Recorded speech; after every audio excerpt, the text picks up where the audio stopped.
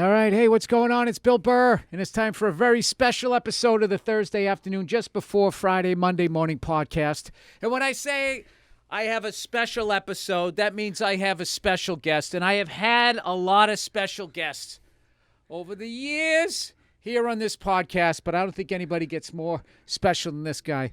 Local legend. Yes. The greatest professional wrestler to come out of the New England area. Please welcome Thrilly Dilly. The One Man Thrillride to the Thursday afternoon, just before Friday, Monday morning podcast. What's going on? What's up, Bill? It's been a long time since we hung out, and this Me Too movement, man, it's changed a lot of things. He's going in hot. Yeah, absolutely. This Me Too movement, I have this new mandatory policy, right? Anytime I meet up with one of my Bumble Breezies and bring them back to the Smash Factory for a 25-minute thunderclap session, all sexual activity needs to be filmed in full 8K to confirm consent. And it's an awkward conversation, but don't get me wrong. I have a 10-terabyte hard drive that would put Bang Bros out of business. Shout out to my exes. Yup, that was easy. All right, so there you go. That's going to be the energy that we're going to be coming with here. We're going to plow ahead here. You know, one of the great characters. I got to tell you something. I first discovered you on the internet when you were doing your baseball promos. Yes. Talking about your laser light show, rounded second base while your girlfriend's looking at me. Yeah. Yeah, you got a sunken-in chest I could eat a bowl of soup out of, or cereal or something like that. And I was just like, who the hell's this guy? And just as a comedian and a fan of wrestlers and the over-the-top personalities, I immediately became a fan. So I am thrilled to have the thrill right here on my podcast. I appreciate it, Bill.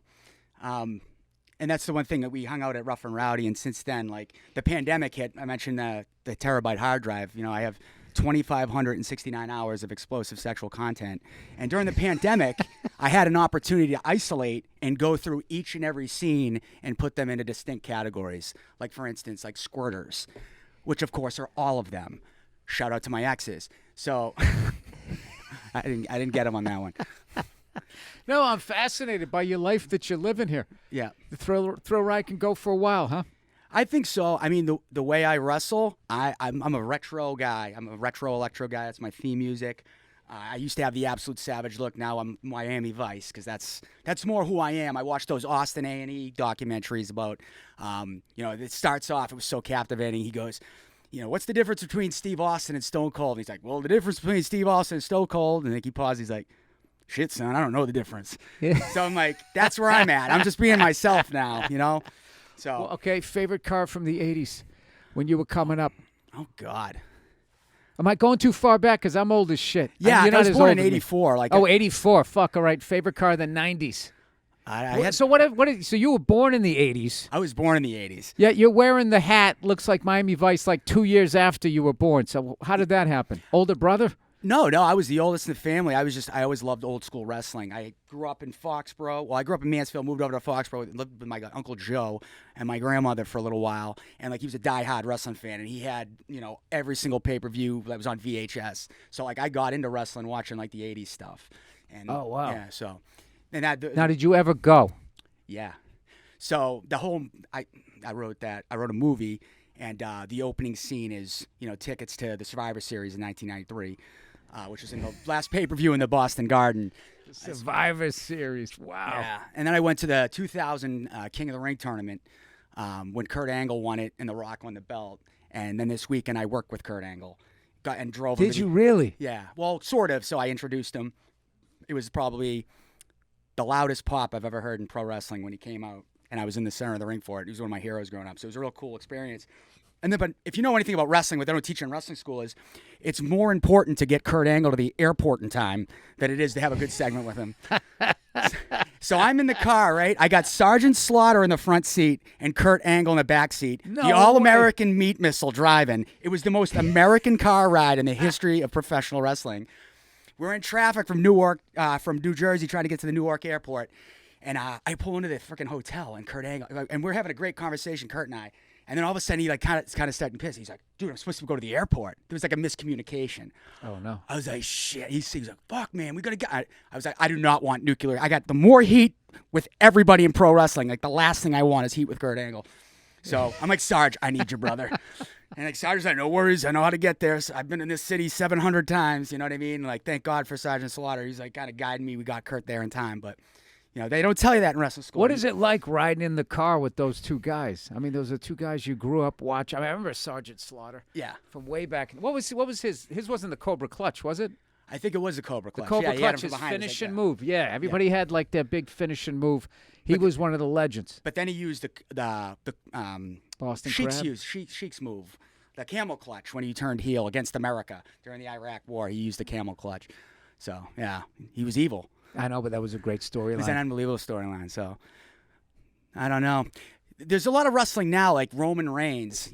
He's like the best wrestler in the world. He calls himself. He is. He doesn't just call himself. He is the head of the table. Mm-hmm. Like, I don't know anything about that, but I do know something about head at the table because I'm the guy bringing blowies back to the business of professional wrestling. I don't know how I don't have a job because I'll go out there. I'll lose first. I want to be on first. Everybody else wants to steal the show. I want to go on first. We'll crush it. I'm going to the bar on a solo dolo mission, okay? If I take the sunnies off and flash the baby blues across the bar, break out the wet floor signs because she's going to be sweating like you know what I mean? She's just going to be pouring sweat. When the baby blue laser show, it's over. The chicks are all going to come over. Fellas, you're welcome for the house. Come on over. Once the show's over, you can hang out with them because those 8s are low-grade hot. I got a New York Giants cheerleader sitting in the Marriott waiting to receive an injection of genetic perfection and ride the meat missile into outer space. Shout out to my exes. Available on OneManThrillride.com. Give me your money, puppets. I don't understand. My exes probably all think that I'm talking about them, and I'm talking about all of them. Yeah. Ex-employers, ex-friends, everybody who didn't believe in me. I'm throwing up the shocker because I can't throw up the middle finger. So Tommy, you were actually to the point, right? You have an amazing story, which I'm actually interested. You said you wrote a script. I'd love to see that thing get made. But yep. Of you basically you came out of high school, you immediately went into wrestling. Yep. And then you got out. You did the baseball thing. Were you at Bridgewater? Fitchburg State. Fitchburg State. Sorry. Jesus Christ, I'm going to cause a war here. Fitchburg State. Wrong school. All right. So you went to Fitchburg State. Then you got back into it. So as a comedian, kind of knowing what it's like, at least in my business, to come out of nowhere, nobody knows you. What are wrestling open mics? What is that? So what went down was, so I got trained by Spike, and Spike was the man, ECW legend, Spike Dudley. And so when I started, he wanted to be this like white meat baby face. You know what I mean? Like Ricky Steamboat and Lex Luger. He was like, I want you to be a combination of Ricky Steamboat and Lex Luger. And this is the ultimate Spike line. I said, I thought I loved Lex. I was like, wasn't Lex like not a very good worker? And he looked at me and he goes, I don't know. How about we look at his fucking bank account? And I was like, all right, I'll be Lex. I was like, I'll be Lex. So not a good worker is they're not selling what you're doing. No, like not a good worker would be like somebody who's not a good in-ring performer. It depends who you ask. Whether, to me, a good worker is somebody who, like Hulk Hogan, I think is a phenomenal worker because everybody, he can wrestle if you watch him over in Japan, and then if you wrestle in America, all he has to do is this, right? And he gets the biggest reaction. But if you watch him, wrestling in Japan and really going, he can actually go. And that's sort of as I've gotten older. This is why I think I can last a long time. I sound like. I've watched too many Terry Bollea shoot interviews, but, I hit a shoulder tackle, and I just go, yup, and the crowd's like, yup, like Step Brothers, like we just became best friends, and I'm like, well, that got a better reaction than that tackle, so I'm just going to keep going, yup, yup, yup, and start strutting, and like, so that, you learn So when you build the character, you do that in the ring as it's happening, sort of doing like the promo things, you improv a few things here or there. Yeah. Because I remember seeing something one time the Rock was talking about, he did something, and somebody said, like, yeah, that really annoyed the crowd. He goes, yeah, good, I'm going to keep doing that. Exactly. Or I'm going to go, like, in that direction. I remember thinking, like, wow, these guys are, like, stand-up comics. Yes. Well, the heels are, I feel like. Yeah. Where it's like you're not trying, you're almost trying to see how long you can annoy them, and they're still coming along for the ride. Yes. And make the babyface want to beat like they want to see the babyface just beat the shit out of you. That's like the good heel. And then like being a good heel worker is about, making the babyface look like $1 million. So, but anyway, like for me, it's, when I basically learned that, it was from like Billy Gunn. So as I got old, so Rough and Rowdy happened, and I decided I lost the fight, and it bothered me for about I would say an hour, and then I went to the bar in Charlotte, and I realized like I was the absolute meat missile and the man. You also fought in that's the house that Ric Flair built, right? Yes. Yeah, I got to go back to that. I want to do a stand-up show there. Yeah. We were playing this old for people listening, watching here. It was this old school wrestling arena, and it was just like perfect, like literally built for it. And it had almost like this short porch up top that was like the upper deck, and everybody was just on top of you. And I remember, I mean, I was there for that rough and rowdy. It was, you fought great. I mean, it's just, somebody wins, somebody loses, but like the energy of the crowd and everything like that, I literally felt like I was on like one of those Saturday morning wrestling things that I used to watch back in the day with like the Moondogs and the Wild Samoans and all of that stuff. So let me ask you this. What's the when you get into the ring with somebody who sucks, you don't have to name any names. Yeah. And they're going for some big move where if they fuck up, they could literally break your neck. Right. What is that like? Are you talking to them? So I would not do anything with somebody who sucks. There's a test for How that. quick before? Yeah. How quick before you realize they suck? So if I don't know somebody, you do this test. You're like, hey man, let's start it off with like a good tie up when we get out there, like really, because that's how you know. If a guy doesn't know how to freaking do a good tie up, a good lock up, he sucks. So it's like, so let's like just try this once, and we're in the locker room and like we go to freaking tie up, and if he's all over the place or too snug, I'm like, this kid sucks. We're not doing anything he wants. He's not gonna be safe. But if he snaps the tie up right, it's like, okay, he's been trained properly. So then, how do you communicate to him? Because are you literally gonna say in the locker room like, all right, dude, you're gonna hurt me, so. Let me run this thing, dude. Some of these friggin' matches, it's like a hostage negotiation, and it's you're calling these things. But so like I worked Enzo, and probably the biggest match of my life a month ago, and like Enzo is a big league all-star, made money, drew money, and like we didn't call anything. We called it on the fly. We were on last. It was like. What do you like? He had three big moves. I watched his matches. I fed him a couple spots, but he came up with the finish. And he goes, "What do you do?" I'm like, "I honestly nothing. I talk shit, punch and kick." He goes, "Is there anything you want to get in?" I said, "Yeah, there's one thing I want to get in. I want to go on the second rope. I'm going to G up for a 1989 Rick Rude forearm to the back. I'm going to say, Step Brothers, yup, yup, yup. I'm going to hit you with a Rick Rude forearm like we're back in the 80s, boom. And I'm going to pose for 7 seconds in front of the hard camera, throw up the double shocker, which represents 2 in the pink, 1 in the stink, and scream at the top of my lungs, shout out to my exes." And Enzo says to me, he just stops and goes, "Dude, that's fucking money." It is. It's because money. the amount of people that I know that are watching it that are dying laughing. Half the reason why I'm dying laughing is just knowing the people that's going to annoy. Like, right. Really, Bill, in 2021, is this what we're doing? It's just, I don't know. I've always loved the heels. When I was a little kid, I couldn't stand them because I thought they cheated and everything. But once I got to a certain age and I realized, I started annoying teachers, how much fun it was, and I saw that these guys were like professionals at doing it. I just totally fell in love with the whole thing. I wish it would like kind of get back to where it was. In my life, it had like I felt like 3 peaks. Yep. It was like when I first saw it in the late 70s, and it was sort of the end of Bob Backlund, Bruno Sammartino, Haystacks, Calhoun. Those guys were getting old or whatever. Backlund wasn't old though, and then. Andre the Giant. Yep. Ivan Putski, all those guys, right? And then it was Hulk Hogan.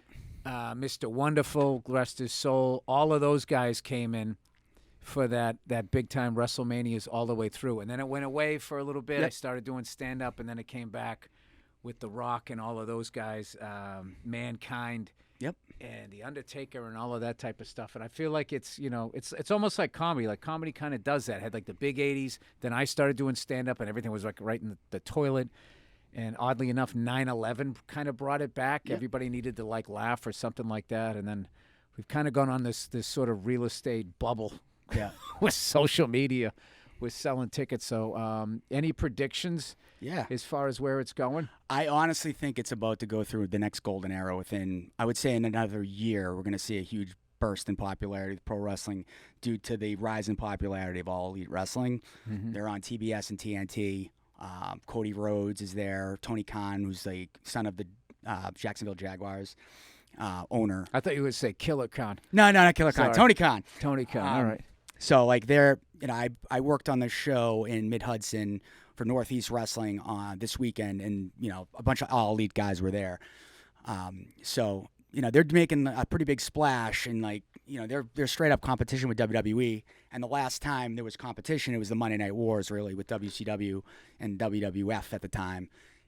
And that's when the Attitude Era happened. The Rock and Steve Austin took over. So I think it's going to cause the WWE to have to adapt.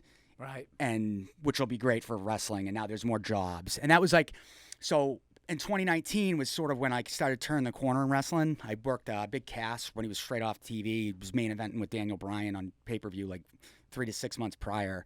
Right. And I worked with him all summer. And at the end of the summer, one night he was I was supposed to wrestle somebody else. And he goes, hey, I just talked to Mike. Me and you are working in the main.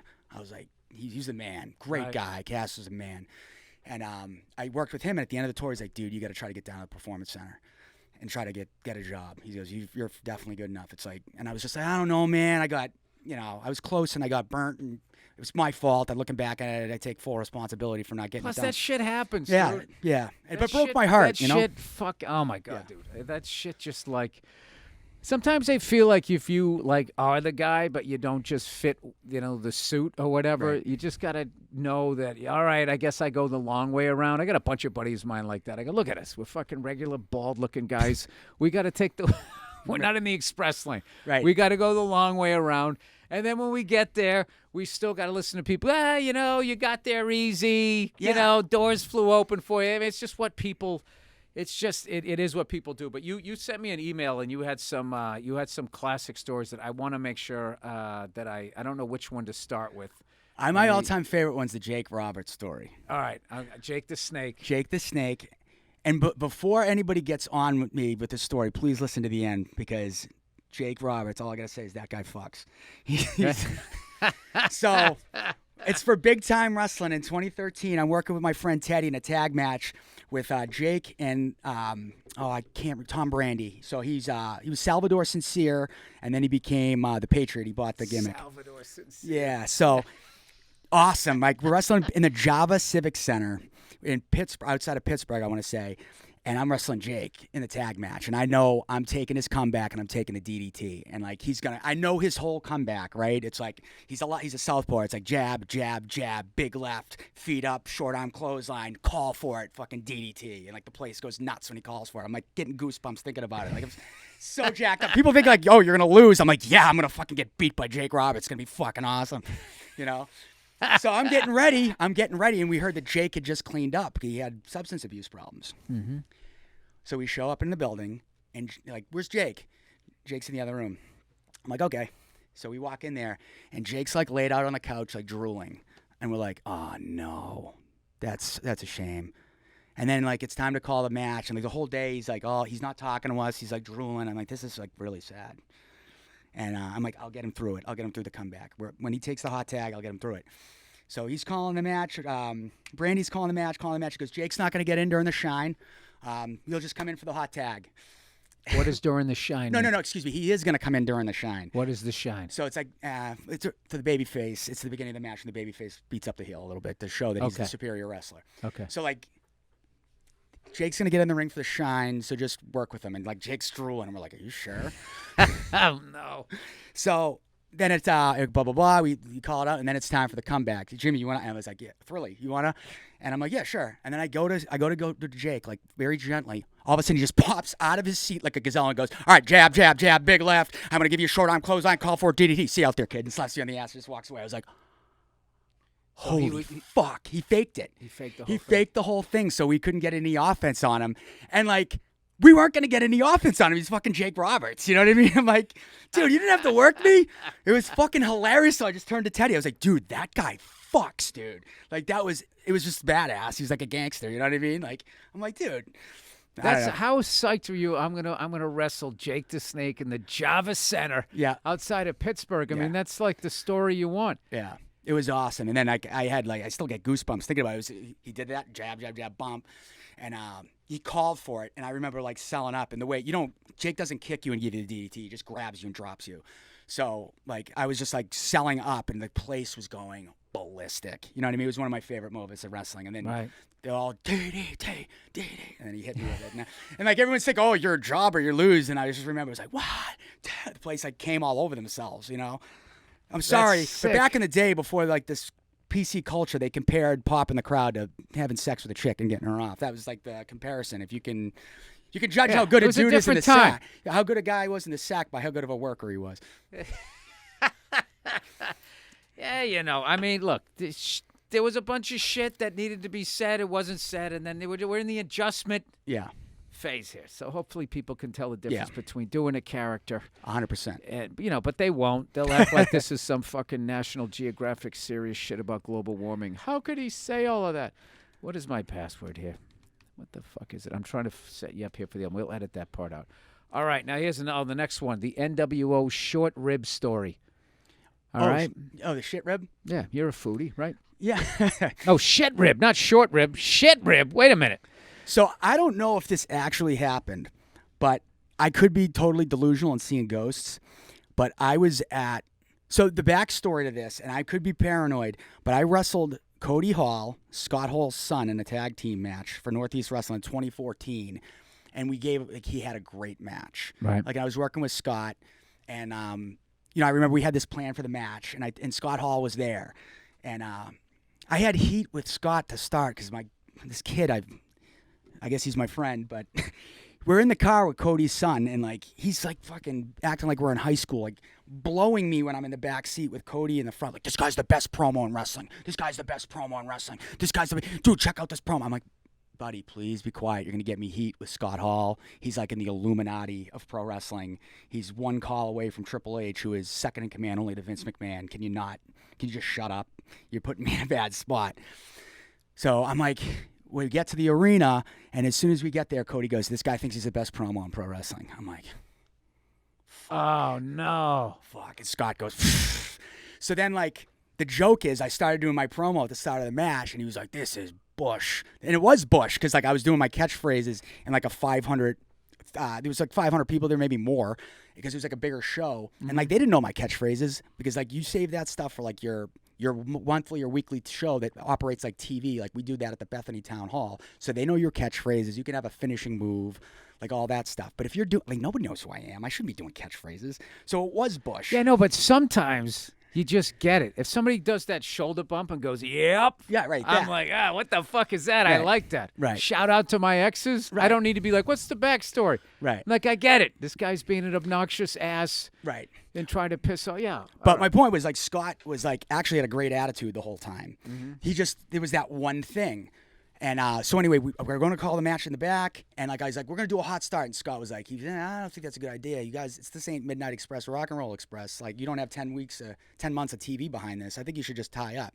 I was like, and I thought about it. I was like, all right. And he goes, hey, maybe I don't know what I'm talking about. And he just threw up his Hall of Fame ring. And I was just like, I'm like, fuck it. We're doing what Razor says. You know what I mean? Like he knows what he's talking about. And then like we're about to go out and like, right before the match, they do this whip reverse spot, knee to the back elbow. The match, right? We're not paying attention. We got our dicks in our hands. And Scott was the only one paying attention. It's Razor Ramon.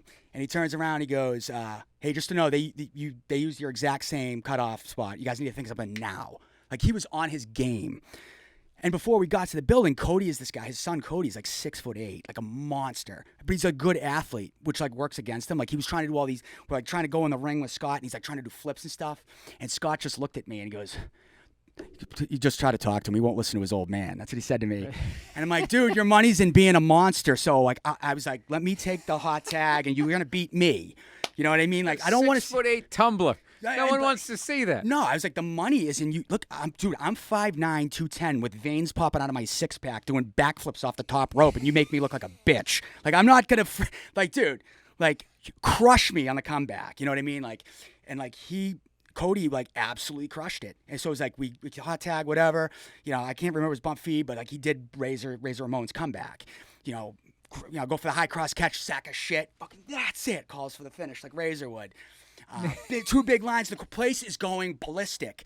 And like before the match, he was busting our balls. He goes, I love folding up job guys. So I was like, he's getting me up for the Razor's Edge, like 8 feet. I'm like, please don't hurt me. Please don't hurt me. He fucking drops me flat back, safest bump in the world. 1, 2. Place came all over himself. Scott was so fucking happy. Right. Because like he saw his son like crush it. Right. And he was like, and he talked to all of us, but he looked at me. He goes, this job's for guys like you. You know, Nice. But then what happened was, I don't know what happened between, and it's not my business, between Scott and the promoter, but like him and Cody were never invited back, and I have no idea why. And then this article leaked on WrestleZone that went like viral, that said he was like unprofessional backstage, and I heard that it was because he said I was like, the promo was Bush. And it was Bush. Like, what he said was accurate. And, like, it was good feedback. And, like, as friends, like, that was our catchphrase. We'd go to the bar, the steak would be undercooked. This steak is Bush. You know what I mean? Like, we loved it. And, like, so, like, I don't know if that was the source of the heat or whatever. So, anyway, Rough and Rowdy happens. And then I talked about my WWE tryout, which is a huge mistake. So that happened, and I'm working in the Brockton, where the Brockton Rocks play. Dude, you just got to take your lumps and just know that everybody, whatever. If you got 20 stories of getting fucked over, someone else has got like 21. Right. You know something else too?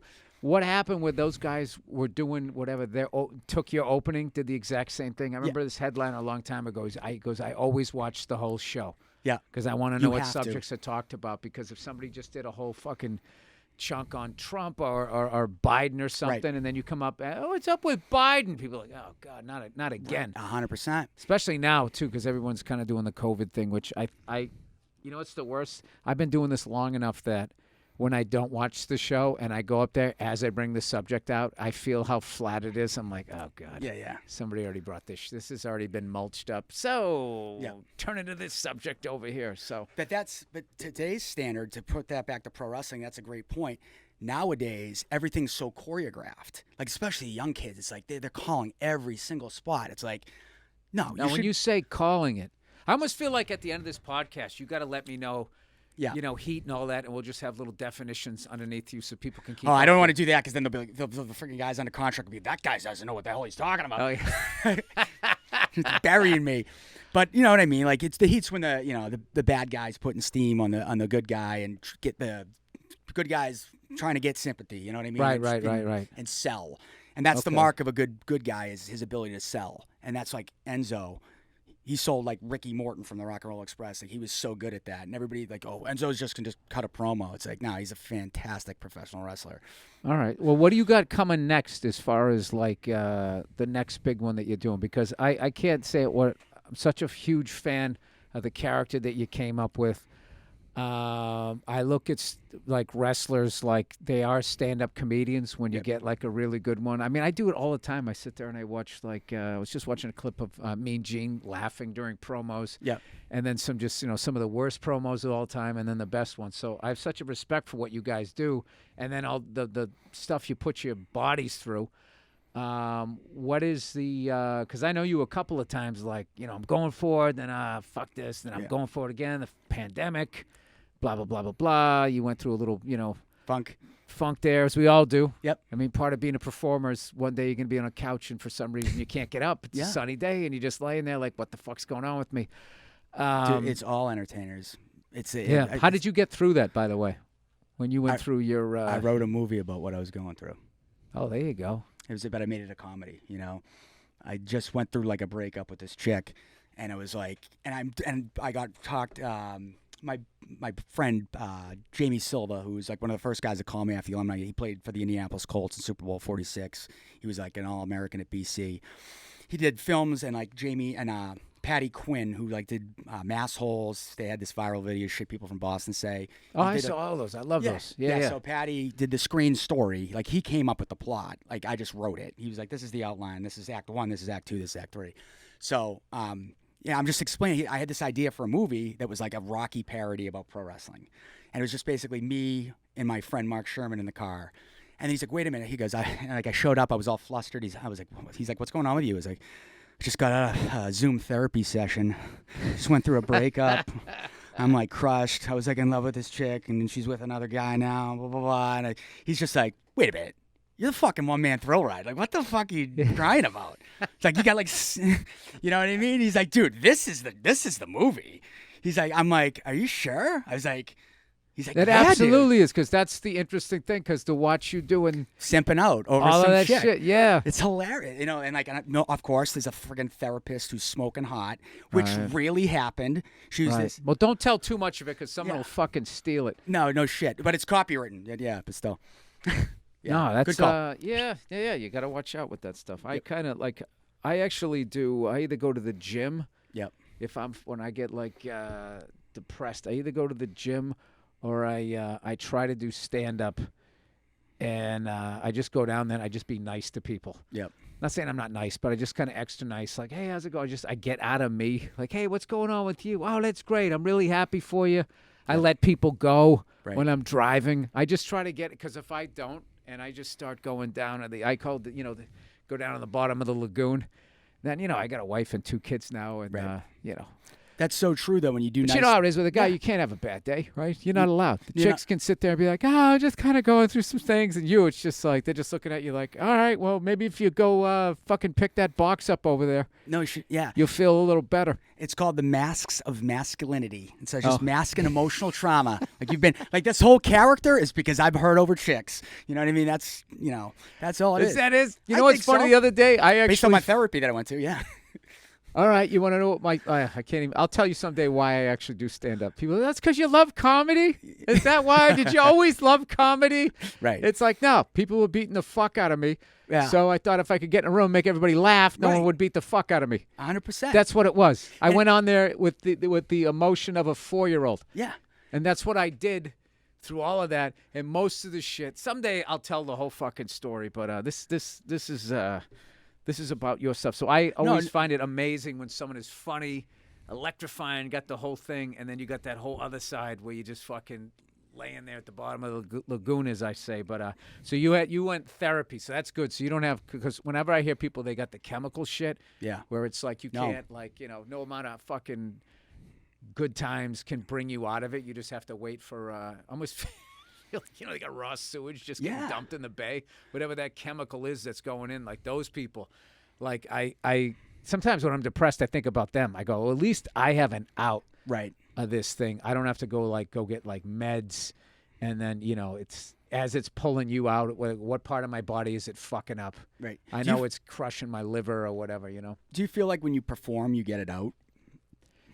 If I do something new, and if I connect with the crowd. Yes. Because there's 2 ways, there's 2 laughs. There's the laugh, like, okay, that's funny. And then there's the, dude, I fucking live that. Yeah, that's hilarious. Hilarious. I connected with that, right? Yeah, and that's like a different sounding laugh. Mm-hmm. And when I get that, especially, too, if I'm, there's levels of more feeling of a satisfaction. Yes. Like if I'm from in Boston, all white crowd like me, and even if I get that laugh, it's cool. Right. But like when I'm in front of people who are different. Yep. You know what I mean? Like your special in Tennessee, Nashville, right? Yeah. That was a good special. And do something like that, or like, back in the day, they had like the Uptown show, the gay show, whatever. If you could get a laugh like that on that night, that was like that extra kind of special thing where that would get me out of it. And I'd be like, all right, I can feel the next 20 minutes of material's coming. Yep. I got something to move forward to because I found out in this pandemic that when I was just like, I think I'm going to take some time off. Right. And I slowed down and all the smoke caught up with me. Yeah. Because that's people, you work like a fucking maniac. And right. You got such a great work ethic. It's like, no, I got demons, dude. It's 100% true. I'm just trying to stay in front of these things. Yeah. So is there a match or anything coming up? Like COVID has obviously affected you guys and everything throughout all of this. It was huge. Now we're back out there. So my next show, I got 2 shows for Top Rope Promotions coming up. It's a great name, Top Rope. Top Rope. It's where I started. It used to be Yankee Pro Wrestling. Way back in the day when I was a senior in high school. But, we're in Brockton on the 20th. I will get that information out of my social media. And then we're in Fitchburg on the 22nd. And then from there, September 11th, I'm wrestling in the Bethany Town Hall. I don't know if I'm wrestling. I'm basically like a producer. So what is the Bethany Town Hall? Is it literally a town hall? They clear out the chairs? So it's a town hall with a basketball court. It's like a great place. Yeah. Like it gets, and they're diehard fans. Like we get the same 300. It's our first one back since... I want to say November. First time I've been back in the building since October or November of 2019. So, I'm really excited. I'm doing this new gimmick. Well, it's not a new gimmick. It's the new look. Yeah. I got a new theme song. It's electro, retro, and I got the new dance. You should have seen, I watched some of your clips, dude. Yeah. I love it. Yeah. You got that, it's an amalgam of a bunch of different styles, but it's you. Right. So I don't want to say the styles because then fucking ask, oh, he's totally ripping off, blah blah blah, which is what happens to comedians a lot. Right. But like you have that thing, man, that thing where it's like you annoy and people love you all at the same time, which is it's a very rare thing. And it's one of those things where you want to watch it just because you want to read the comments of the people that take it seriously. Right. I mean, I probably shouldn't even say take it seriously because I'm kind of letting the rabbit out of the hat, because I love when people do that. Right. You know, like I did recently, it means you got them. I made some stupid comment about some news network, and then for like fucking 2 weeks, they just kept picking shit out of my podcast. Right. It's like, guys, I don't read. I don't watch the news. I said right. I don't read. Yeah. Like I am so fucking not even tapped into that world. Right. That a comic did a joke about the vice president, and I didn't get it for half a second. I was like, oh, that's a Joe Biden dementia. Oh, okay. thing. Yeah. Because they didn't say it, and then they kind of brought it around. I was like, oh, yeah, that's right. They call him, what do they call him? Slow Joe? Sleepy Joe? Sleepy. Yeah. So Yeah. I tapped out of that world because that's another thing that makes me depressed. News. Is what news, and fucking, this gym I was going to, they'd have the fucking news on like silent, and you're on the treadmill, and it's like they're showing California burning down, COVID numbers going up, plastic bottles in the ocean. I'm like, what am I supposed to? And of course, no solutions. Yep. No it's like solutions. V for Vendetta. It's crazy what's going on. I mean, the media. You saw in my eyes, I never saw that movie. That was funny. You're like, V for Vendetta. I'm like, missed that one. Yeah, but it's just the times are. It's funny, we talked and you gave me some suggestions for content. I did a few videos about like what's happening in the news, right? And I was like, dude, I'm so depressed. I was like, I can't. Like, I was ripping on Bill Gates and stuff. I was like, what the hell does he know? He had bad software or whatever. Like, what the hell does he know about disease? It's like, what the? All right, don't take his word. Well, whatever. You You got to get your content and all that stuff out there. But I 100% understand not watching the news, which I don't know, some people might say is like irresponsible or whatever. But I've just kind of gotten to the point of like, all right, I'm just gonna help out people that I can help out, and I'll keep it at that. But I wish I was back here to check out those matches you have, because I got to tell you, it's the first time I spent like significant time back in the Boston area for a while, and I'm kind of loving it. Yep. I think I need to do a mix. Yeah, I really do. Like, I was having the best time coming up here to Saugus, just all the memories I have. Yep. And like just the food. Kowloon's? Well, it's kind of Kowloon. I heard the kids don't want to take over the business, so I don't know if I don't know what's going on with that. But I was like, that thing. I mean, that's like just a legendary. The fucking comics that have been up in that attic over the years is staggering. Not to mention it's incredible food. So I don't know. I think I'm gonna. I was, talking to my wife about it. She's really been liking being back here. Granted, it's the summertime. Yep. Come back here during the winter and be like, fuck yeah, fuck that. I fucking left this 25 years ago. This is the perfect ice time. Scraper. Right. This is the perfect time. You go to Florida in the winter, but you come up here during this time. All right. Well, I am such a huge fan of what you do, and I'm really excited for what you got going on in the future. And, you got that producing gig coming up. You got the movie script. Yep. Don't sleep on that either, because this is what the new thing is. You got to have like fucking 20 irons in the fire. And I will give you advice. If nobody finances that thing initially, you can always shoot a sizzle reel on your iPhone. Right. And you just get enough people into it. Right. That's the long way around. Yep. So that's all we'll do. And the reason why I know that's what the fuck I look like. No one's looking for a balding redhead in Hollywood. I'll tell you that right now. Anyways, the One Man Thrillride. Anything else you want to promote? Yeah, so you can visit me on my website, onemanthrillride.com. That's where you give me your money. Puppet, we got tanks. Yup. We got tees. Yup. We got sunnies. Yup. We got custom videos from yours truly. On Instagram at onemanthrillride1. On Instagram at @1ManThrillride. Please give me a follow. We got content coming at a pretty ferocious pace. One Man Thrillride, everybody. This has been the Thursday afternoon, just before Friday, Monday morning podcast. Enjoy the music and the bonus episode from a Thursday last year or 10 years ago, however Andrew does it. Have a great weekend, you cunts.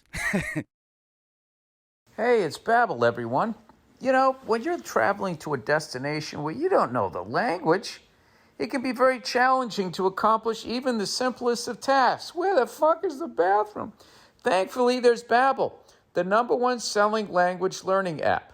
Through Babbel's bite-sized lessons, you'll learn new language skills that you can actually use in the real world.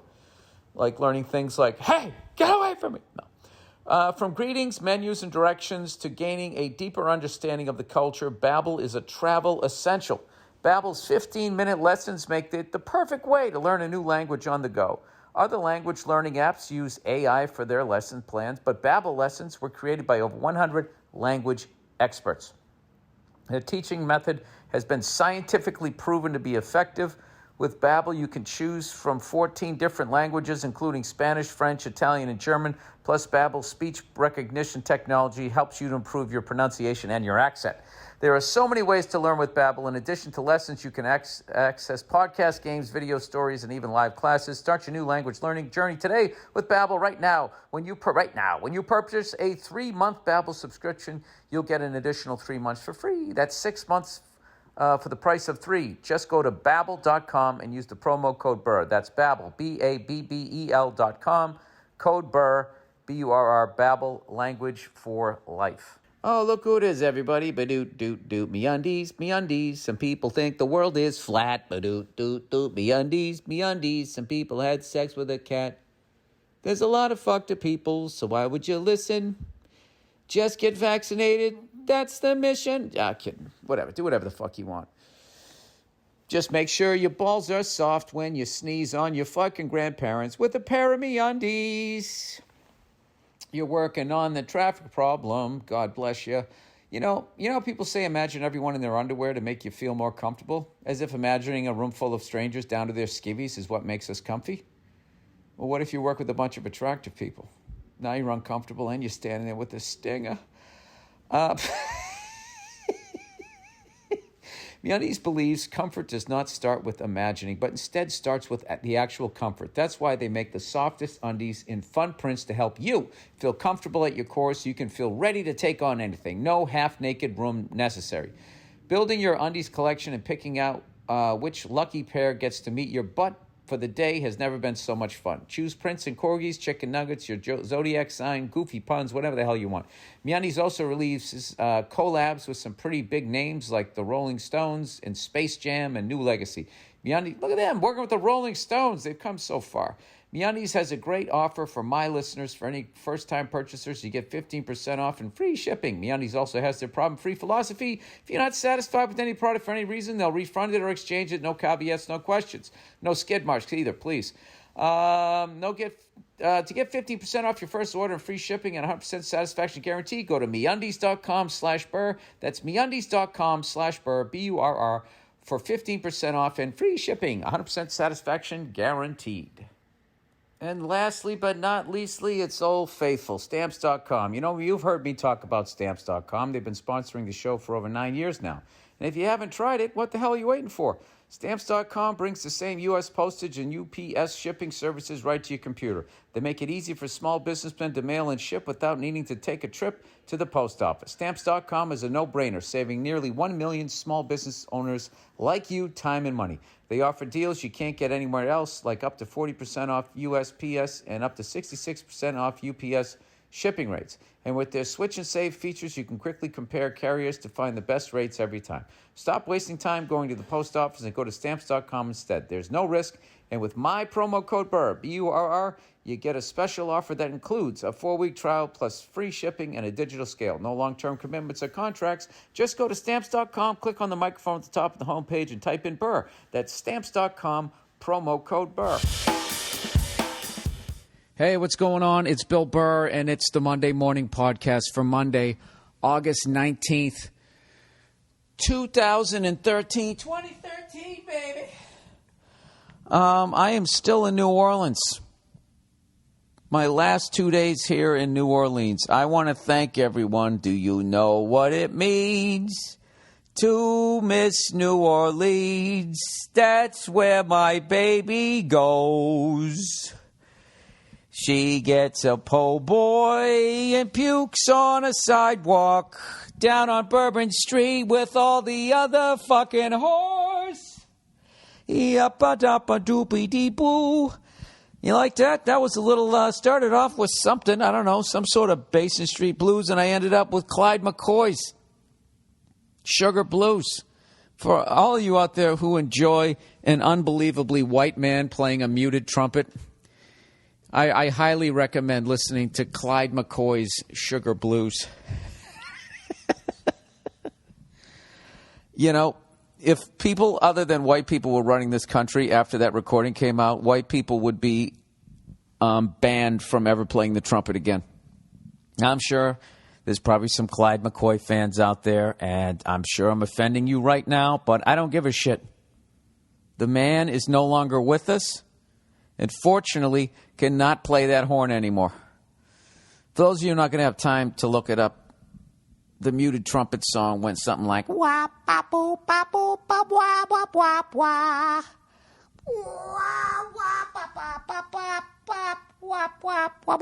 wah. It's literally that bad. When I was 6, I thought it was good. Oh, fuck. You know, I finally broke down. I went down to Bourbon Street. And it was 20 to 5 on a Saturday. 20 to 5. What's funny in New Orleans is they have Royal Street. Runs parallel to Bourbon Street. It's one block, I guess, north of it. I don't fucking know. Just night and day. You stay on Royal Street, it's a bunch of sane people. Some really good, unbelievable street performers out here, man. The musicianship is crazy.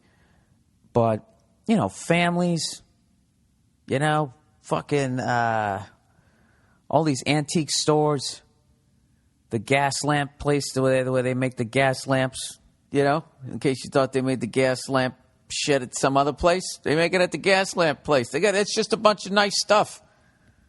Well, you're like, oh, wow, what a wonderful town. At work. All this stuff to do. Good, clean fun on Royal Street. You go one block over, and you're on Bourbon Street, and it is an absolute shit show. I saw well, she didn't take care of herself, so she could have been anywhere from 26 to about 59. She had some hard miles, people, all right? She was running with, she was down a couple quarts of oil for at least 2 decades, if you know what I mean. You might need to, get a little valve job done on your hoo-ha there, lady. Anyways, I'm sitting, drinking, and I'm in this bar. There's nobody else in it. And everybody in the bar is dressed like they're like Coach from Cheers in the band, you know, and they're playing, I don't know what the fuck they were playing. Sort of jazzy, sort of New Orleans sounding shit. And so I'm sitting there, and I'm just, you know, it's open view. I'm just watching people going down the street. I took some video of it. All right, there was this white dude with great hair, you know, fucking dirty as hell, full head of fucking, this guy could run for office with the head of hair that he had, but instead he decided to mop the gutters with it for the last fucking, I don't know, since the 70s. And he was out skipping around, freaking people out. You know what's funny? That guy had been a drunk for so long. When he would sit down, when anybody would approach him, he would immediately put his hands up like, hey, man, I'm not fucking doing anything, man. Why are you hassling me? He's just so used to being hassled, man, that when somebody comes up to him, or he's so used to people coming up to him telling him that he needs to tone down his behavior, that the second anybody got in his peripheral, he immediately put his hands up. Hey, man, you know, just sitting here, man. He had his little bottle of booze. Then there was this hilarious black dude directing traffic, making most people laugh and driving control freaks out of their fucking minds. So that was fun.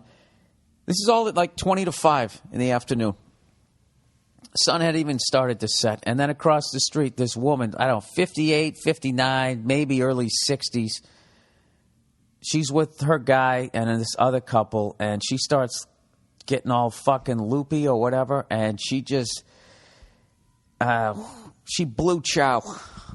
To bring back the old way, we used to say puked. Back in the day, she blew chow all over the fucking sidewalk. And this is the funny thing. All she did when she threw up was she just like, it was like somebody said, can you see your toes? And she was like, you know, I don't think I've tried to see my toes in a long time. She just looked straight down and just fucking yacked. it kind of ricocheted off her belly and then hit the sidewalk. So she was near the landmine, but was fine. As long as she took a step back, or if she went right or she went left, and she just she went straight. She took one step and did a Benny Hill fucking slip. Not really. She sort of collapsed like Bambi and just landed in her own fucking puke. And her friends sort of were comforting her, letting her sit in her own puke. It was fucking unreal. And meanwhile, the other guy is skipping around with his bottle of booze. Hey, man, leave me alone, man. And this other guy put him in like a UFC chokehold, which I don't even know if he knew the guy. He just put him into it in a joking way. And the drunk dude with the great hair immediately just played along and was sticking his tongue out. And I don't know what the fuck was going on. And then the black guy was still directing traffic. And I'm looking at my watch. It's fucking 20 of 5 on a Saturday. And the thing is, the people who are an absolute fucking mess, they should be antiquing the age that they were. And all those stores that are really nice on Royal Street, all of them were closing up. That's how I ended up in a bar. I was like, why are you guys all closing up? And they're like, we close up around 5. Gets a little crazy one block over. It turns into such a shit show that they just close down. Or whatever. So, anyways, despite that crazy story, I've had a great time down here, and I've kind of becoming a Saints fan. I got to get out of here soon because I'm kind of becoming a Saints fan. I got all into the sentimental part of it of their longtime announcer. Of course, I don't have his name in front of me here. I don't want to butcher this. He did his last show. Is he doing stand-up, Bill? No, he did his last broadcast. Saints. Let me look this up here so I get this right. And fuck all you guys down here in New Orleans giving me shit right now. I'm not from here. Retires. Bang. Here we go. Longtime Saints announcer retires. Can I get a name? Jerry Roaming. And you got to listen to some clips of him on YouTube. He's another one of those classic throwback guys. Total homer. It's awesome. And I hope he doesn't... Oh, he's getting replaced by his son, so he'll be a homer too. I just hate when they go from a homer to just some guy where you don't know where they're from. And you just get some... you know what the fuck I'm trying to say. Anyways, this is the Monday Morning Podcast, everybody. People have been asking me, I want to send emails in, man. Where do I send it? bill@themmpodcast.com. That's where you send them in if you have any fucking questions, this, that, and the other, and all that bullshit. So... I got 2 more days. 2 more days on this movie that I'm doing down here. I know I've been dicking around saying that I'm doing an episode of Glee. Obviously, you guys don't know that. For those of you who didn't look it up, I'm doing a movie down here called Black and White with Kevin Costner and Octavia Spencer. And it's been an unbelievable time, unbelievable shoot, and that whole time. It's been amazing. So I have this weird sort of, I'm excited to get the fuck out of here. And also going to be a little sad. Been here for a while. Oh, and also, of course, directed by Mike Binder. They all got great Boston names. Costner, Spencer, Binder. So I don't know when it's going to come out. Probably going to come out next year. So I don't know why I'm fucking hyping a movie that we haven't even finished shooting yet. But I guess that's what you have to do nowadays because there's 9,000 channels. So look out for it. I think it's going to be a great one. There we go. And on to the stories for this week. A Romanian doctor.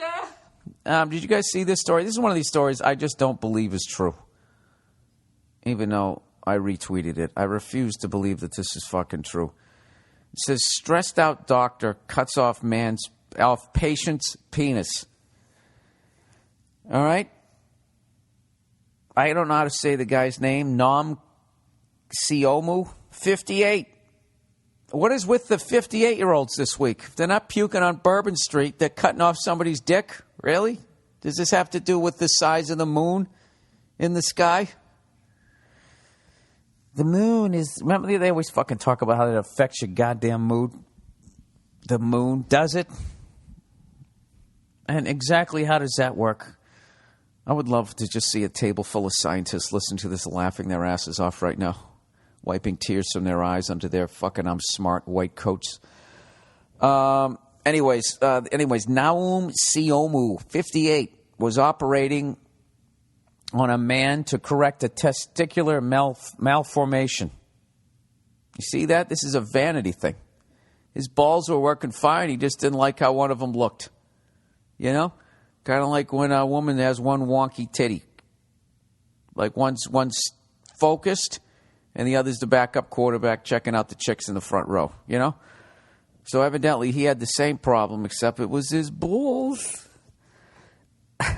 So anyways, he lost his temper trying to fix this guy's balls. So he grabs a scalpel and he sliced off the guy's dick. I love this word here. In front of an amazed nursing staff. Not horrified, not nauseated, amazed. How did he do that? You know, you would have thought that one of us would try to stop him. But by the time I realized what he was doing, he already did it. God, do you think we'll ever be that good? Evidently, that's an amazing thing for a nurse to see in Romania. They were amazed.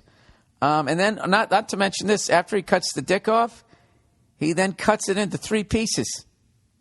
For those of you mathematicians out there, that's 2 cuts. Height.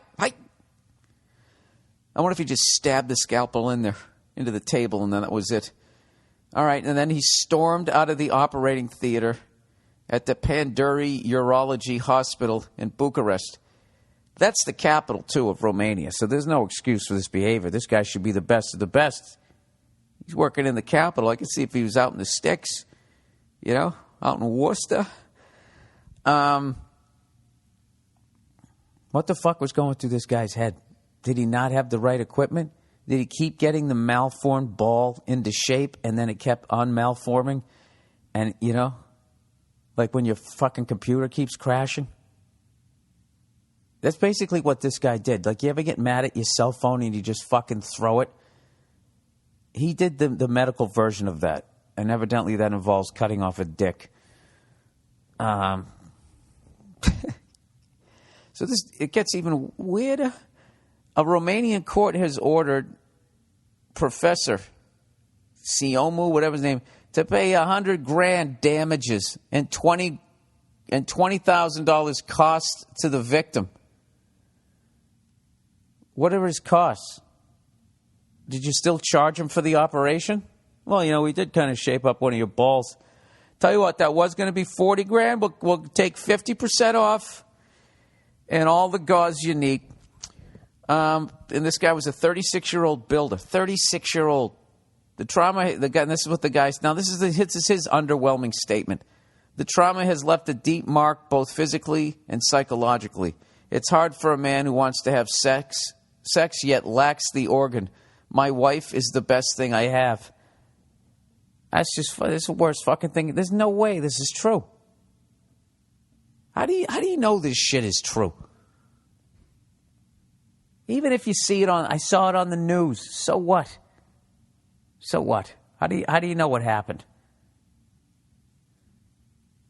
Let me look at this. There's another one.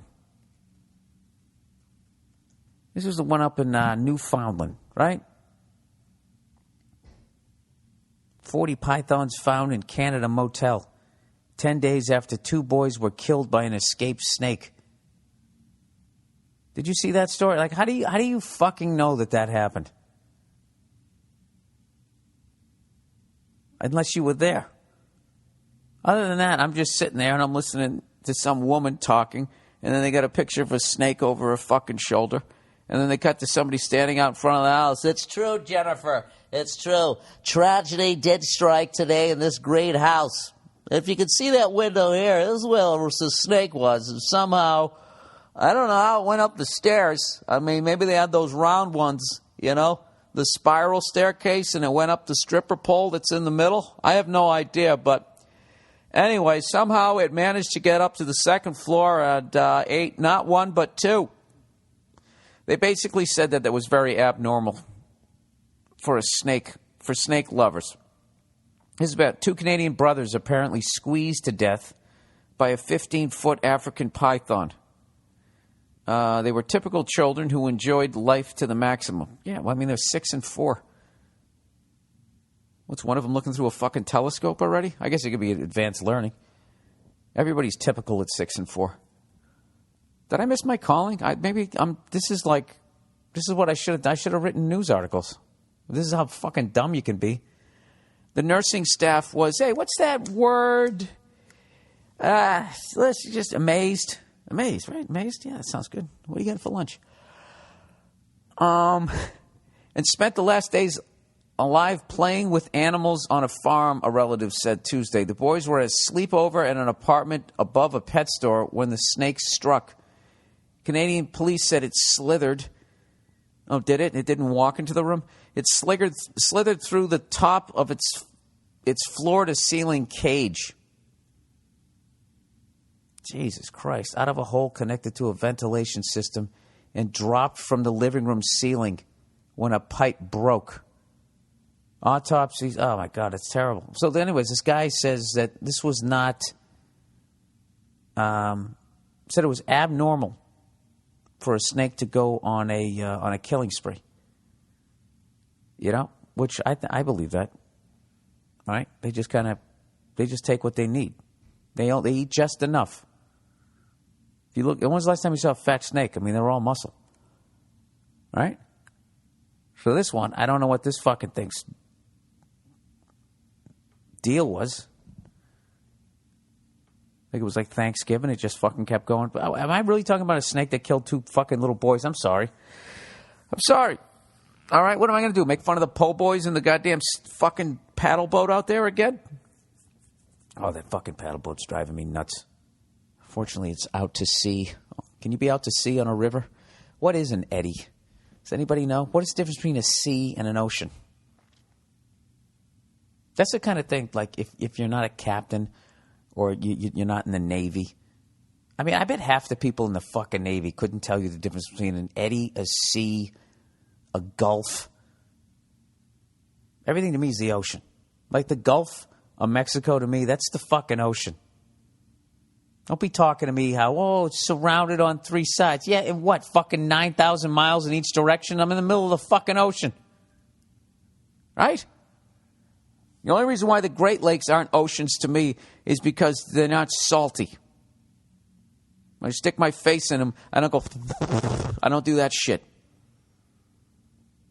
And, you know, that one that they have out there in California, the Salton Sea that's all salty, that's the fucking ocean. It's not a lake. It's not a sea. That is the fucking ocean.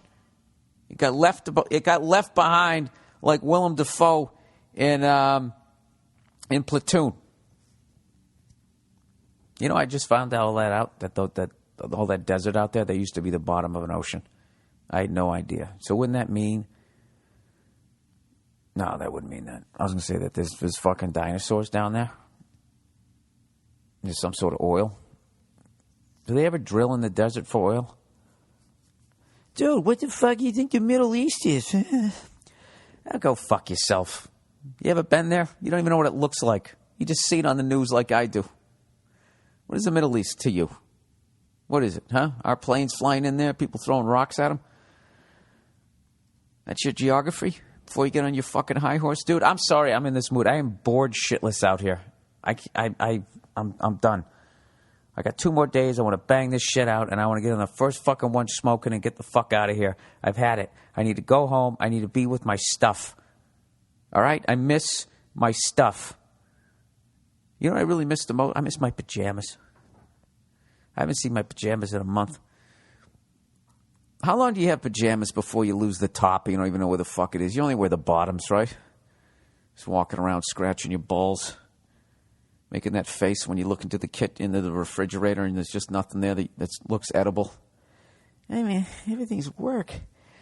Anyways, let's do a little advertising for the week here. Dollar Shave Club, everybody. There are so many things in the world that irritate me. Raccoon hands. I don't like the raccoon hands. They creep me out. The word expedite. I don't like that word. I don't even think it is a word. All right? If it is a word, it became a word from stewardesses saying it because the only fucking people I've ever heard say it. And what else? Oh, people who hold their nose before jumping into a pool, you know. Can you just breathe out your nose? Can't you just do that? How old are you? Right? Anyways, with so many things in the world that can irritate you, why would you let your razors add to it? That doesn't make any sense. What I'm trying to say is stop milking your razor blade for the entire month, digging up your face. I know the brand name razors. You're used to paying outrageous prices and exhausting those razors until they start to look like a rusty soda can. I realize this.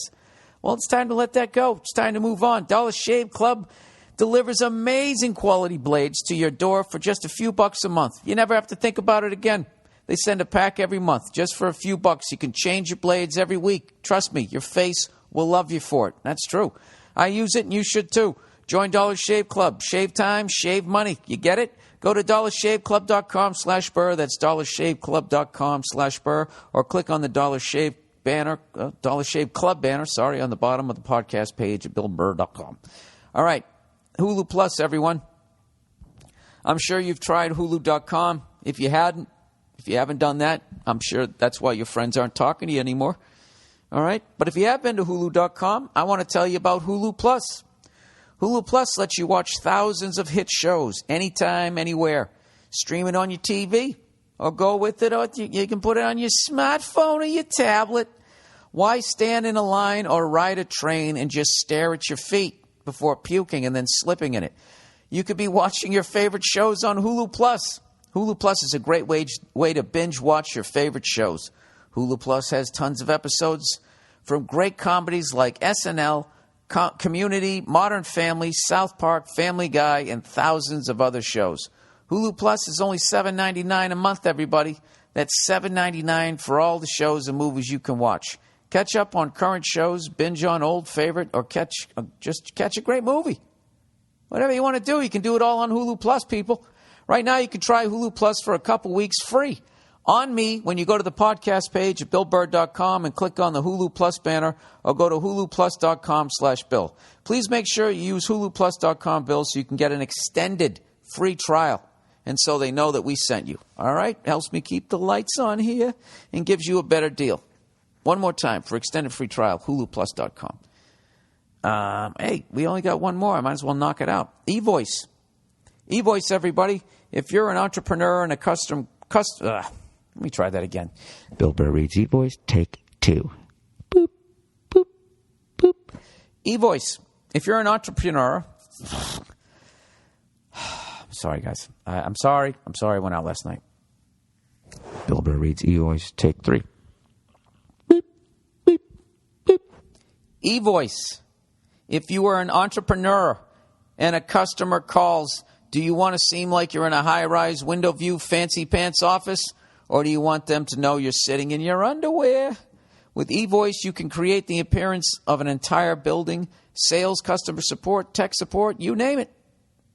Give your customers the royal treatment with eVoice. eVoice will forward your business calls to your home, mobile, or any number you choose. Wherever you are, eVoice will find you. Don't have time to take a call? It's routed to your voicemail, and you can read it at your convenience as an email.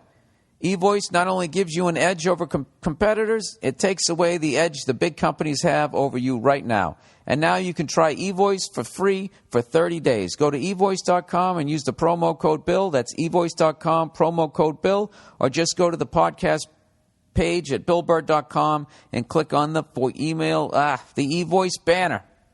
Sorry. All right, that's the advertising for this week. That's always a great way to end advertising. Sorry. I apologize. I'm not qualified for the job. All right.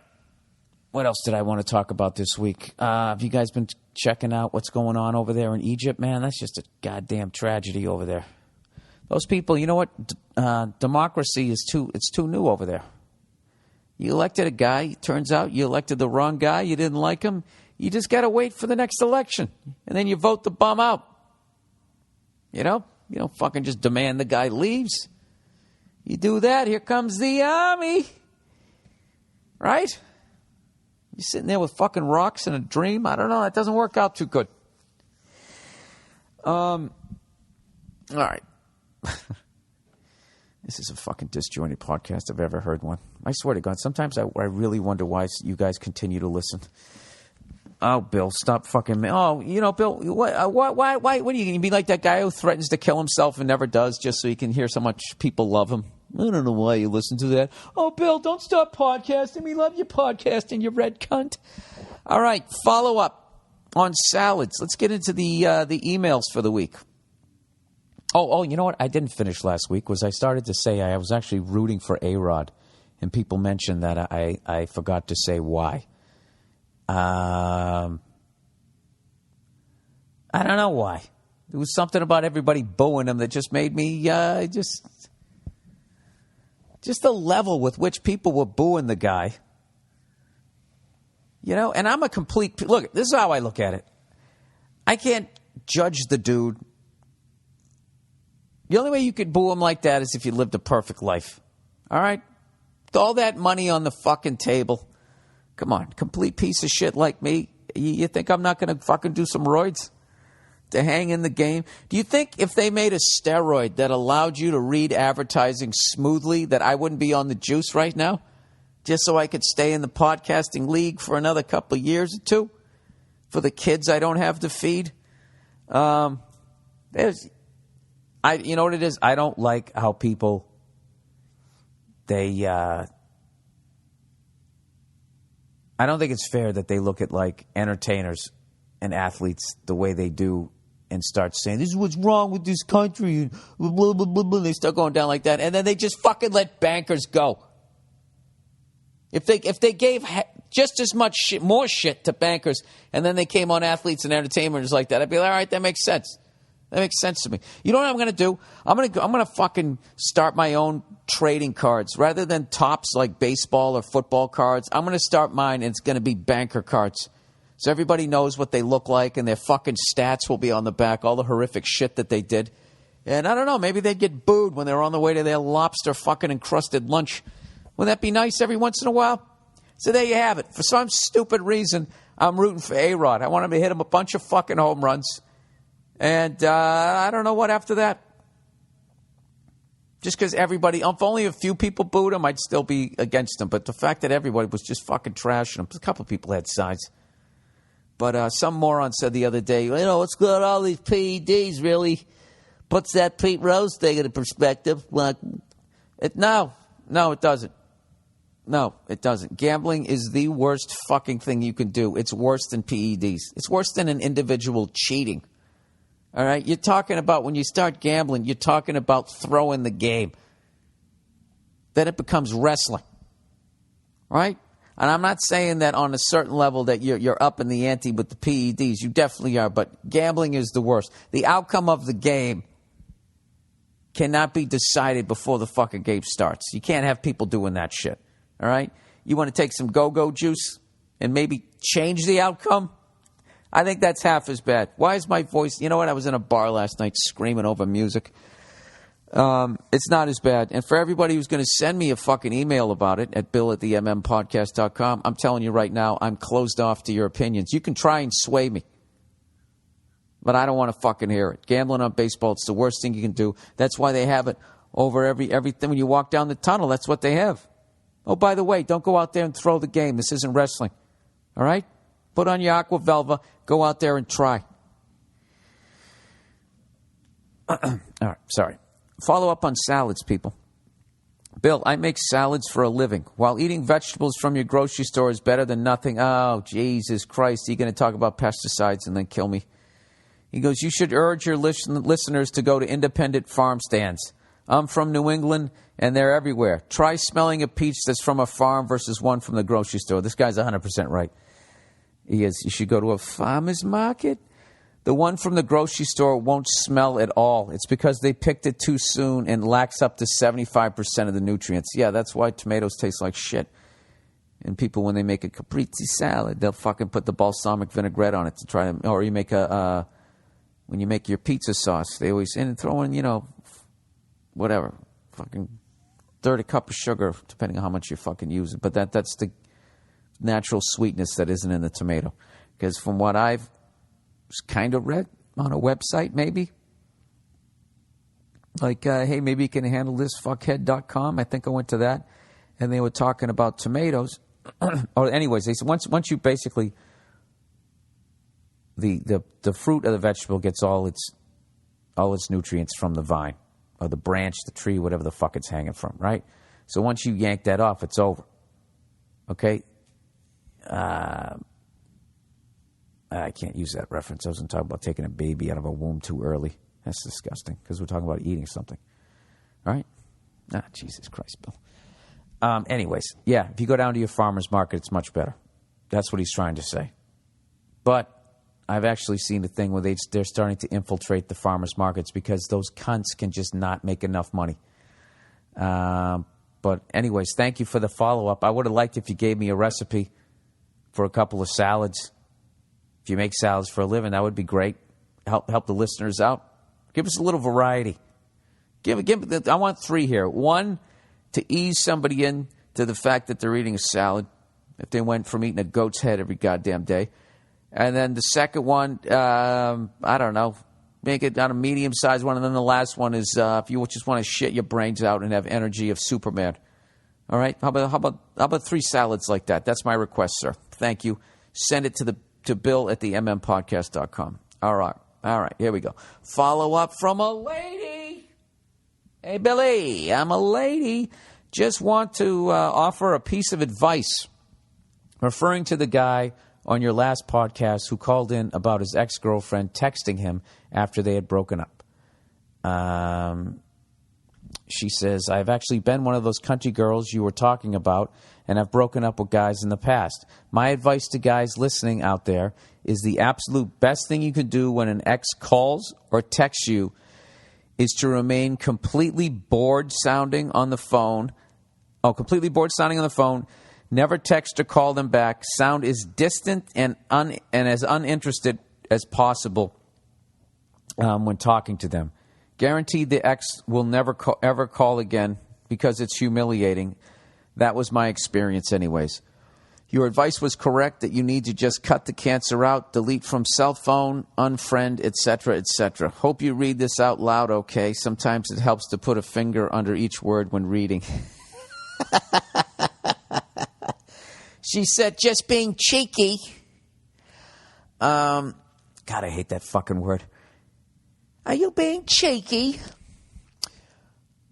All right, so there's great advice from a lady. There you go. She says, just sound completely bored and uninterested as possible. It's humiliating to them. Yeah, because you know what you're doing? You're pouring water on their lightsaber, basically.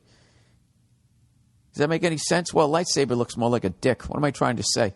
Was there anything that somebody used as a Jedi that kind of looked like a fucking pot that lit up that you could pour water on?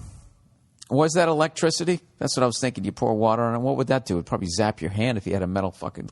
My references are fucking terrible this week. You're shutting off their, I don't know, you're turning off their pussy. The gas lamp above their pussy. You're just putting it out. The best thing to do is you just fucking get away from them, or they're going to make your life a living hell. That's what they do. They don't duke it out, except for those broads on the UFC. Jab to the tit, jab to the tit, uppercut to the fucking areola. These body blows are brutal. Kick to the womb. Oh, right in the vajayjay. She's got a fucking hanger for the standing 8 count. All right, was he a virgin? Dear Billy, dear Bill. First of all, I'd like to say I'm a huge fan from your hometown of Wakaluka Makaduka. You are a comedian. You are my comedian crush. I absolutely love you. Well, you've obviously never met me. Believe me. I'm a piece of shit and I'm difficult to live with. So why don't you set your standards a little higher? He says, now to the problem. I was celibate for almost 2 years. I grew tired of it and decided to sleep with the guy I've liked for a little, but I didn't know him too well. Let me start by saying, honestly, this isn't something I do ever, but I needed to get laid. It was a slutty thing to do. No, it wasn't. It wasn't. All right? It wasn't. You fucking have that urge. Whatever. You went out, you did it. What the fuck are you going to do? But oh well. I was good for long enough. Anyways, he's a little socially awkward and quiet, which I initially thought was cute, but found out there's a lot more awkwardness in him I don't know. The date itself was awkward, but I was horny, and he's a nice guy, so I wanted to get it in. All righty. This person's not fucking around here. He started by nestling his head in my breast and rubbing his nose on them, in between and all around. He did this also when I got on top of him. But when he did it, he did something extremely strange. He squeezed my breast very rapidly, almost as if to honk them. I laughed at first because I thought he was playing, but he kept doing that, and then he did the same thing to my ass multiple times. Oh, my God. She says, I'm well endowed in both of those areas, so I understand him playing with them, but something was strange about it. This is really fucking weirding me out. I don't know why. And then reaches down low. Bogle, bogle, bogle. Was he doing it like at the same time, or was he like alternating with each hand? He should have been doing that while winking either eye, you know? Just completely freaking you out, occasionally sticking his tongue out. You'd go into some sort of fucking epileptic seizure. Anyway, she said when he touched me anywhere else, he would only use the palm of his hand. At one point, we were laying next to each other on the bed. Maybe he just doesn't know what he's doing. And I guess he remembered I said I liked my hair pulled, so he randomly grabbed a fistful of my hair and yanked it. This sounds like somebody who can't dance, trying to dance to something up-tempo. This is fucking horrific. I feel horrible for this guy. This is such a bad performance. This is like a first-round draft pick bust. Like 3 games in, you're like, oh, my God, what did we just throw $1 million at? This is over. Give this guy a clipboard.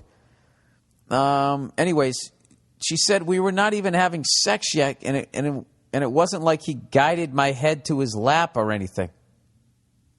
What?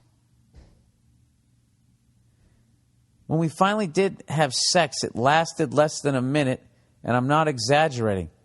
When he told me he was about to finish, I told him to get on top so he could have more control. But he put all of his body weight on me and was done in half a stroke. Oh, my God. Ugh. All in one. All right. He fucking threw the Hail Mary.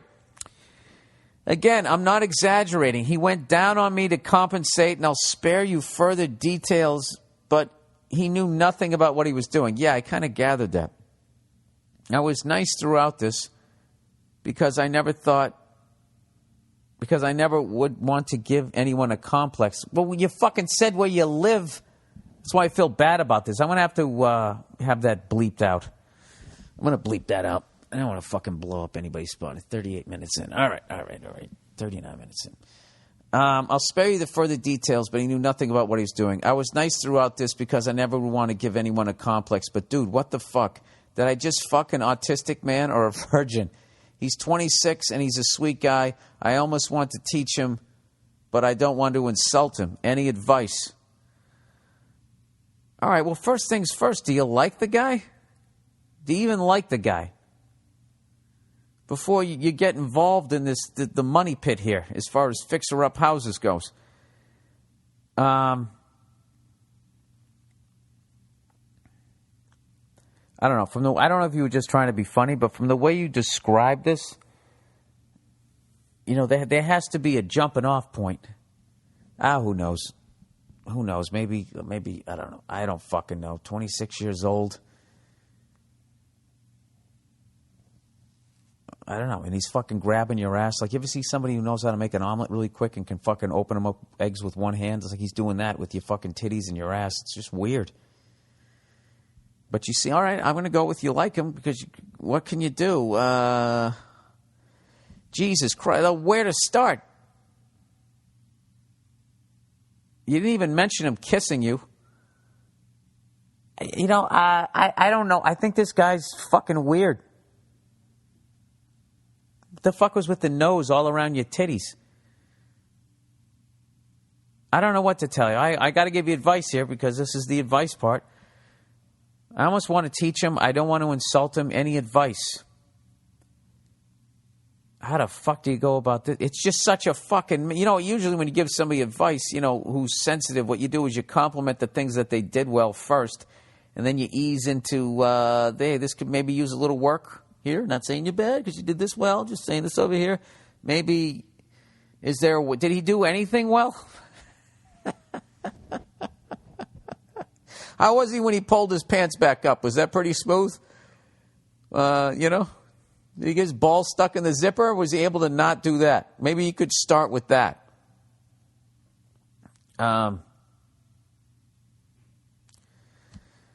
Jesus. This is why women are so amazing. The fact that she's actually willing to work with this. She's going to try to make this work. I don't know. I guess I would try and figure out something that he did well, and I would compliment that, and then I would just start chipping away at the mountain. I wouldn't try to bring the whole mountain down in one day, but just know you got a long fucking road ahead of you. Jesus Christ, you took 2 years off from sex, and now you. It sounds like you were having sex with like the first robot ever. And there was somebody controlling him, and they had an inability to they have robot hands caress. So when, commands caressing, it was just he was kneading dough. Oh, Jesus. Hey, good luck with that. I'm sorry. I got to start sending DVDs to people who I just can't fucking come up with anything. I got nothing. All right, nicknames. Bill, what is the best way to respond to a nickname that you hate? I recently got one due to a simple rhyme with my name.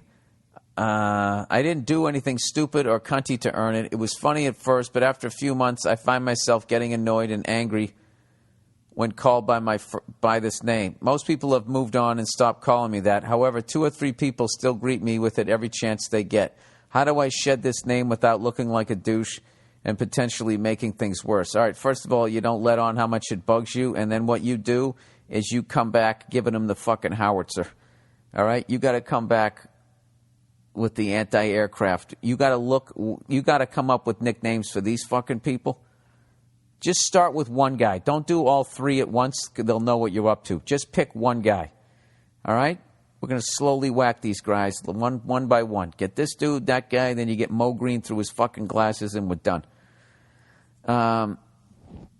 They got a big nose. Something physically fucked up about their face. If they got man tits, they'll get it real quick. They're calling you something. Hey, what's up there? Flabby tits or man tits or just something about them that you know that they hate about themselves. Hopefully something that's unfixable. Unless they went under the knife. And God knows what. Don't do it in Romania, right? That's what I would do. But the first thing you do is do not let on that it bugs you. So when they call you whatever they call you, just sort of laugh, big smile, and then you just fucking hit them with, you give them the old right there, Fred. All right? That'll shut them up, hopefully. That's what I would do. Or you just quit your job. If all else fails, you get the fuck out of there. Change your name. But the worst thing you want to do is go, stop calling me that. Then it's over. It's over. Then you have live action Twitter in your fucking life, getting trashed 24/7. Live action Facebook or whatever. All right, embarrassing. Bill, I can't spell for shit. So let it go before you start hitching. You know what? Go fuck yourself. I got to sit here and I got to undo all of this. Embarrassing. He spells that wrong. Embarrassing. He spelled embarrassing. He spelled it EMBARSSING. See, people, I'm not the only one dumb. I'm just going to read this how he wrote it. I can't spell for shit. So let it go before you start hitching. Funny story, wanted to share it with capital YA. I promise this is true. An older man I know had gotten a vasectomy, he spelt it right, with this new age laser treatment they do. It's an in and out kind of treatment now. was asked to come back a week or two later to make sure everything held up the way it was supposed to. When he got there, he told the lady behind the desk why he was there, and she handed him a cup and told him they needed a sample and pointed to the bathroom. Oh, no. Did she mean jizz or whiz? Waiting room, which was filled with people, FYI.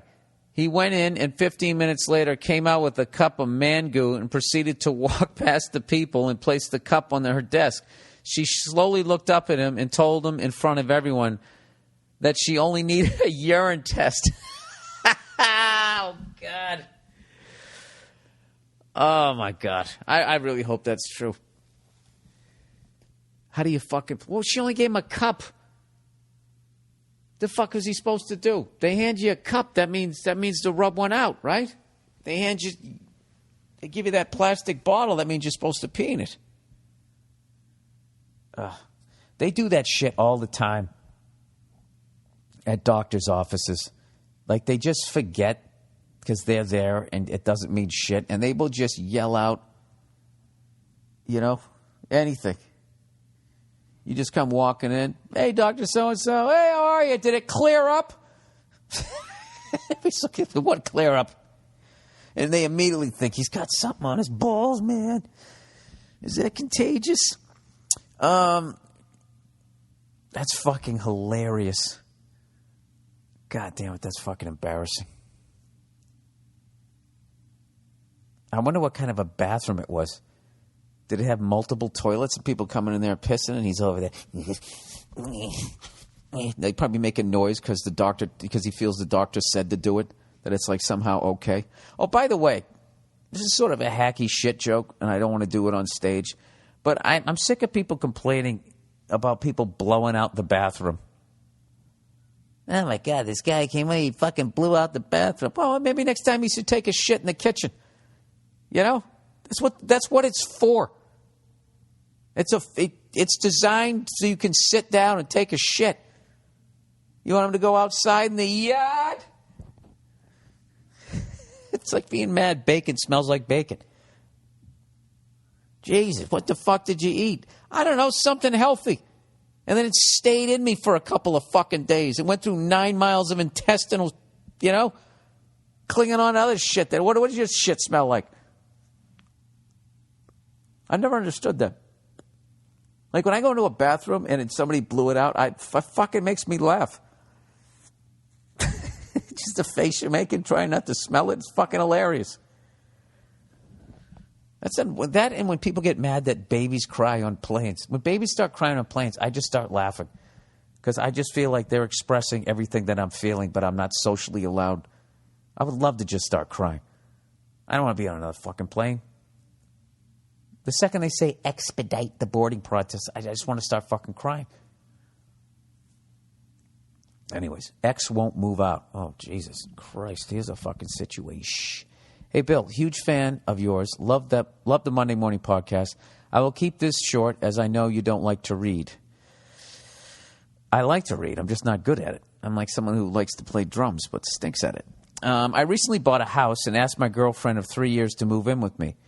We have been living together for about 6 months, and then we broke up. She was the worst. All of my friends and family did not like her, and she wouldn't let me hang out with friends. No. Let's put that in proper perspective. It's not that she wouldn't let you hang out with friends. She asked you not to, and you agreed to it. All right? You have the power, sir. Anyways, she wouldn't let me hang out with my friends or watch any games with friends ever. Capital, all in caps. I tried to get her to hang out with her friends, but she was so insecure she never trusted me, even after 3 years of loyalty. Anyways, we broke up about 3 weeks ago. No one cheated, lied, or stole from one another. It was just time to move on. However, she keeps saying she's going to move out, but doesn't. I don't want to throw her out on the street, but what do I do? But I do want her out, as it's just not healthy for me to keep living with her. Also, she refuses to pay any bills or help with the mortgage. What's a fair amount of time to give her before I just go legal on her? Well, hindsight's 20/20. You should have told her from day one when she had to be out by. the fact that she's not paying any bills or anything like that, I mean, it's just like, I would just hit her with a little two-pronged attack here. I would just go, listen, we broke up how would you dip into this fucking... Who gives a fuck? I was going to say, like, hey, how's the apartment hunting coming? I would just go right at it. I would just say, listen, it's been 3 weeks, and I really don't think it's healthy for us to be around each other. When do you think you're going to be out of here by? And let her answer and haw, and then just say, listen, I need you to be out by this date because I have to get somebody else in here to help me with the mortgage. All right? You're not paying any bills or helping me with the mortgage, so this isn't fair to me. So you need to be out of here. And her name isn't on the mortgage. So worst case scenario, one day she goes to work, you call in sick, pack up all her shit, and fucking put it out on the front lawn. You're out. And what's she going to say? What's she going to do, call the fucking cops? You don't have to go legal on her. Get the fuck out of here. This is my house. We broke up. Get out. Out. You. Out. Get out. Get out! I don't know if she has anything legal. I have no idea. I don't fucking know. But that's what I would do. I would give her a definitive date. You need to be out by this time. And I don't know. What else? I don't know what else I would do. There's a stupid. We get it. We're on the Mississippi with the fucking horn. I get it. Just make up some shit too. I need you out by the 15th of next month. My uncle, my second uncle, lives in Tennessee. He's got tuberculosis. He's moving in, and he's bringing that machine with him. So you got to get the fuck out of here. All right, that's the podcast for this week, everybody. I know it was kind of a short one. Oh, Jesus, 52 minutes? I can't do that to you. Well, I could. Technically, I could if I wanted to. If I wanted to be a dick about it. I got a bunch of scenes tomorrow, and I got to learn all my fucking lines. That's why I'm doing this thing early. Hey, you got to admit, when I'm shooting something, the fucking podcast comes out on time. This is going to be 3 weeks in a row, this thing being out like Sunday night in most areas. So, how about a little props? How about for once you don't give me shit, you actually give me a little bit of... Oh, fuck, I got to be somewhere in 40 minutes. God damn it. All right, this is an extra short one. I apologize. I'll try and make it up with a longer one. Over the last couple of weeks, though, they have been long. All right, I got to get moving here. Fucking Christ.